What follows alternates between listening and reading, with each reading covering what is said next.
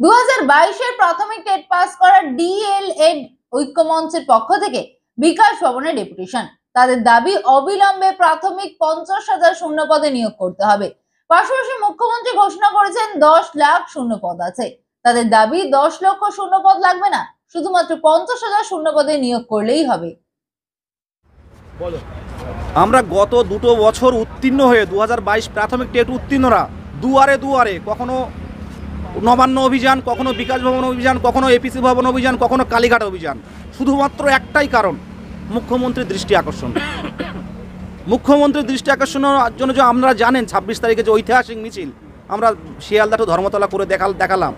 যেহেতু constitution day ছিল 26 তারিখে, আমরা আমাদের জাতীয় সঙ্গীত গেয়ে আমরা আমাদের অনুষ্ঠান শুরু করেছিলাম মুখ্যমন্ত্রীর দৃষ্টি আকর্ষণের জন্য। শুধুমাত্র পুরুলিয়া টেট উত্তীর্ণরা তাদের ছৌ নাচ নিয়ে এসে, তাদের বাবারা এসছে মুখ্যমন্ত্রীর প্রিয় ছৌ নাচ দেখানোর জন্য, কিন্তু মুখ্যমন্ত্রী এখনও পর্যন্ত কিন্তু আমাদের কোনোরূপ বার্তা দিলেন না।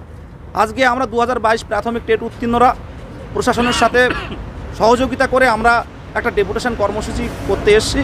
তো সেই জায়গায় আমরা এসেছি, মুখ্যমন্ত্রী যে 10 লক্ষ শূন্যপদের ঘোষণা, আমরা চাই প্রাথমিকে অন্তত 50,000 শূন্যপদ দিয়ে আমাদের অন্তত ইন্টারভিউ নোটিশটুকু চালু করুন।